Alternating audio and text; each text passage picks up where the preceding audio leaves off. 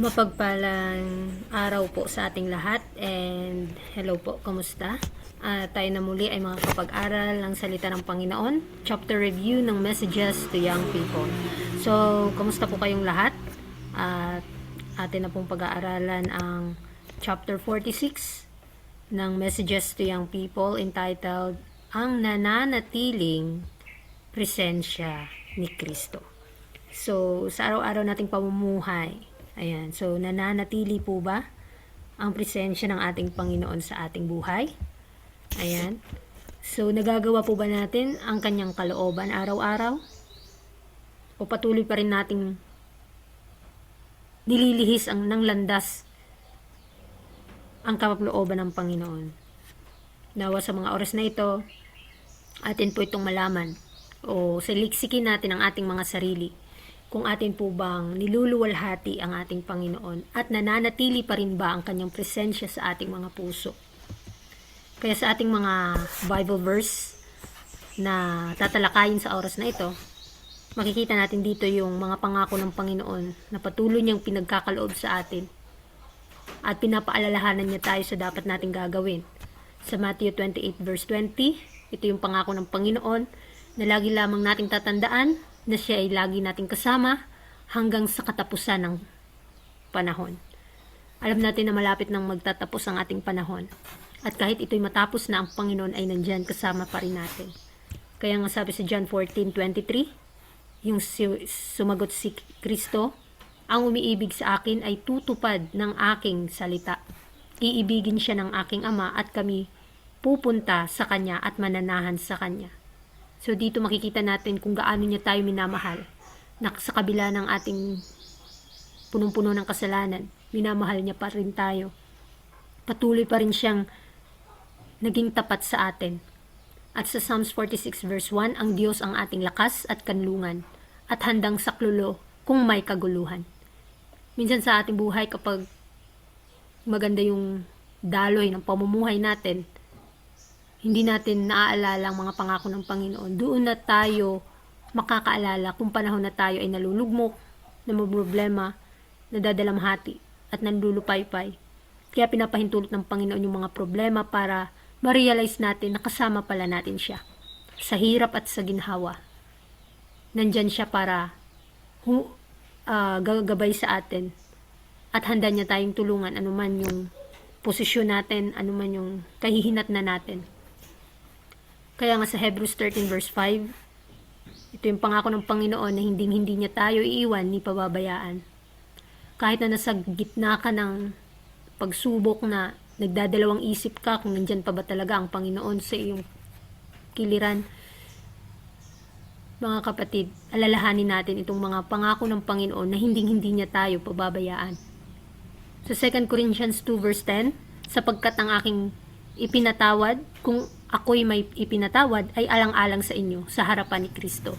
So, kailangan magpatawaran tayo sa isa't isa, gaya na si Kristo ay nagpatawad sa atin. At dito natin maipapakita ang pag-ibig ng Panginoon dahil sa kanyang kahabagan, sa kanyang pagpapatawad. Kaya tandaan natin, may limitasyon din yung pagpapatawad ng Panginoon kapag winawalang bisa natin yung kanyang mga paalala sa atin. Kaya mga kapatid, sabayan niyo po kung pag-aralan ng mga verse na ito, ang topic na ito. Kaya sabi sa Messages to Young People, page 166, kung makikita niyo sa screen na ang relihiyon ni Kristo ay higit pa sa kapatawaran ng kasalanan. Ito'y nangangahulugang alisin ang ating mga kasalanan at punan ang puwang ng mga biyaya ng banal na Espiritu. May mga panahon na tayo ay parang kulang sa ating buhay. Kahit anumang meron sa atin, pero parang hindi pa rin tayo kontento sa mga bagay na ating naaangkin. Kaya ninanais ng Panginoon na punan ang ating pagkukulang. Punan ang puwang sa pamamagitan ng biyaya ng kanyang banal na Espiritu. At ito'y nangangahulugang banal na kaliwanagan, kagalakan sa Diyos. Ito'y nangangahulugang pusong walang laman sa sarili at pinagpala ng nananatiling presensya ni Kristo. Kapag si Kristo ay naghahari sa kaluluwa, mayroong kadalisayan, kalayaan mula sa kasalanan. We know mga kapatid, kilala natin ang ating mga sarili na napakamakasalanan. Pero sa ating nabasa, ito pala ay nangangahulugang pusong walang laman sa sarili, kundi punong-puno ito ng pagmamahal ni Kristo at ang nakikita sa buhay natin ay si Kristo na. Kaya kapag si Kristo ay naghahari sa ating mga kaluluwa, mayroon itong kadalisayan ng ating buhay. Merong kakontentuhan sa bawat meron sa atin at nagpapasalamat tayo araw-araw. At higit sa lahat, may kalayaan tayong gumawa ng mga bagay na nagbibigay kaluguran sa Panginoon at malaya tayo mula sa kasalanan. Napakaganda mga kapatid, Kaya wag po nating tuunan ng pansin ang mga pakana ng kaaway, ang mga ating mga kahinaan, dahil ang Panginoon po yung nabubuhay na sa atin. Kailangan manatili po tayo sa Kanya. Kaya nga sabi dyan, ang kaluwalhatian, ang kapuspusan, ang ganap na katuparan ng plano ng Ebanghelyo ay natutupad sa buhay. Ang pagtanggap ng tagapagligtas ay nagdadala ng ningning ng ganap na kapayapaan, ganap na pag-ibig, ganap na katiyakan, ang kagandahan at halimuyak ng pagkatao ni Kristo na nahahayag sa buhay ay nagpapatotoo na tunay ngang sinugo ng Diyos ang kanyang anak sa sanlibutan upang maging tagapagligtas nito. Kung tutuusin natin gaano yung pag-ibig ng Diyos sa sanlibutan, na pinagkaloob niya talaga ang kanyang kaisa-isang isinilang na anak para tayo magkaroon ng kaligtasan. Kahit ilang beses na natin itong pinag-aaralan, patuloy pa rin niya tayong pinaalalahanan na yung kaluwalhatian, kapuspusan at ganap na katuparan ng plano ng Ebanghelyo ng kaligtasan ay matutupad sa bawat buhay ng tao. Kapag naramdaman mo yung pag-ibig ng Panginoon at naranasan mo ang kanyang pagkalinga sa iyo, pagpapaubaya sa iyo, pag-comfort sa iyo sa panahon na ikaw ay nalulublob sa kasalanan. At patuloy kang binibigyan ng pag-asa na ngayon ay naangkin mo na. Kailangan mo itong ipahayag sa mga taong nakakaranas din ng nararanasan mo. Kaya we are now in the last days. Kailangan maging living testimony tayo sa mga tao. Next slides. Sabi dito, sa kanyang mga tapat na tagasunod, si Kristo ay naging araw-araw na kasama at pamilyar na kaibigan. Sila'y namuhay na sa malapit na ugnayan, sa patuloy na pakikipag-ugnayan sa Diyos, sa kanila ay sumikat ang kaluwalhatian ng Panginoon. Sa kanila ay nagsasalamin ang liwanag ng kaalaman ng kaluwalhatian ng Diyos sa mukha ni Jesucristo. Ngayon sila'y nagagalak sa walang kupas na sinag ng liwanag at kaluwalhatian ng Hari sa kanyang karangalan. Sila'y nahahanda para sa pakikipag-ugnayan sa langit sapagkat nasa kanilang mga puso na ang langit. Napakaganda mga kapatid itong mga pangako ng Panginoon. Yung mga sinaunang tagasunod ni Kristo ay pinatunayan ng Panginoon kung gaano sila nagmahal sa Panginoon. At pinatunayan din ng Panginoon kung gaano niya minamahal sila. Araw-araw kasama sila ng Panginoon. Ganon din tayo ngayon. Maaari din nating mapanatili si Kristo na ating kasama siya araw-araw. At paano mapapanatili iyon? Sa pamamagitan ng mga dalisay na salita, dalisay na buhay na ating ipinapakita. We know na marami tayong kahinaan, pero ang ninanais ng Panginoon na tayo ay patuloy na lumapit sa Kanya at patuloy na tumingin sa Kanyang kalakasan. Dahil the more we looking unto Christ, the more we become changed unto His image. Kaya napakaganda mga kapatid, itong mga pangako ng Panginoon na kahit gaano man tayo kamakasalanan, patuloy niya tayong inaanyayahan na bitawan na natin ang lahat ng bagay sa sanlibutan at dumulog na po tayo sa Kanyang harapan. Lumapit tayo sa Kanya upang manatili ang langit sa ating mga puso. Kaya namnamin natin ang pagmamahal ng Panginoon sa bawat isa sa atin na hinding magbabago. Mananatili ito hanggang sa katapusan ng sanlibutan.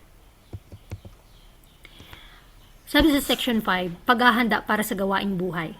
Ang tunay na edukasyon ay higit pa sa pagtapos ng isang tiyak na kurso ng pag-aaral. Ito'y malawak, kabilang dito ang maayos na pag-unlad ng lahat ng pisikal na lakas at ng mga kakayahang pang-isipan. Itinuturo nito ang pag-ibig at takot sa Diyos at ito'y paghahanda para sa tapat na pagtupad ng mga tungkulin sa buhay.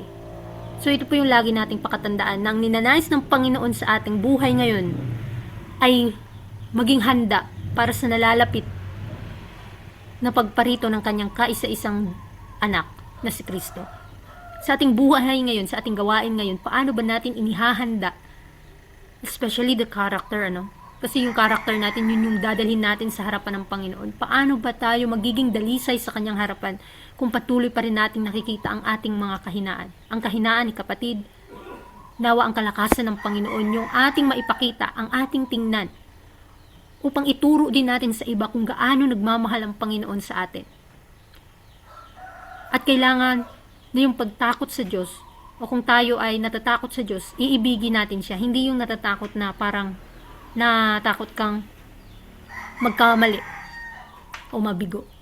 Mga kapatid, ang takot na ninanais ng Panginoon, yung takot magkasala. Huwag kang matakot magkamali. We're normal na magkamali tayo, pero wag nating wag nating hahayaan na patuloy na lang din nating ipinapakita ang mga kamalian. Kundi ninanais ng Panginoon ang lahat ng ating mga kahinaan, lahat ng ating kamalian, lahat ng ating mga depekto sa ugali ay maitutuwid ito sa pamamagitan ng kanyang banal na halimbawa.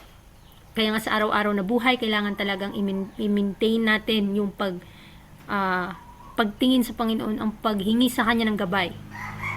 Kung ano yung dapat natin gagawin sa panahon na tayo ay nabibigo, sa panahon na tayo ay nanghihina. Ninanais ng Panginoon na sa bawat gawaing buhay natin ngayon, sa bawat gawain natin, ay maihanda natin ang ating mga sarili sa Kanyang pagparito.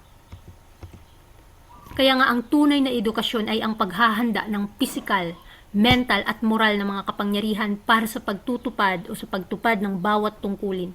Ito'y pagsasanay ng katawan, isipan at kaluluwa para sa banal na paglilingkod. Ito ang edukasyon o edukasyong magtatagal hanggang sa buhay na walang hanggan.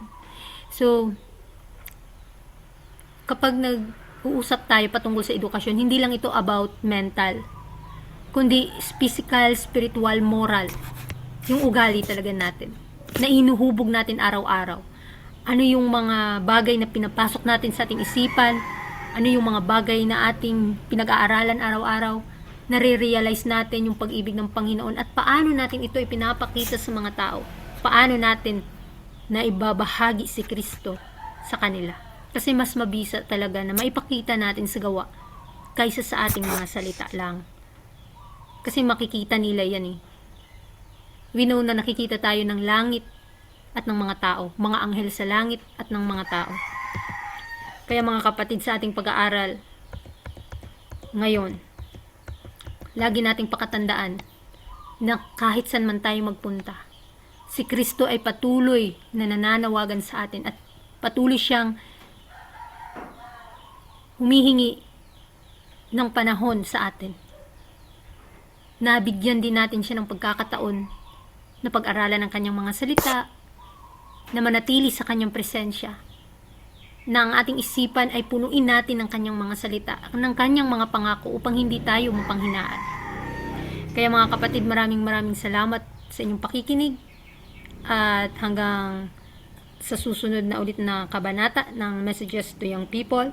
And again, good day sa ating lahat.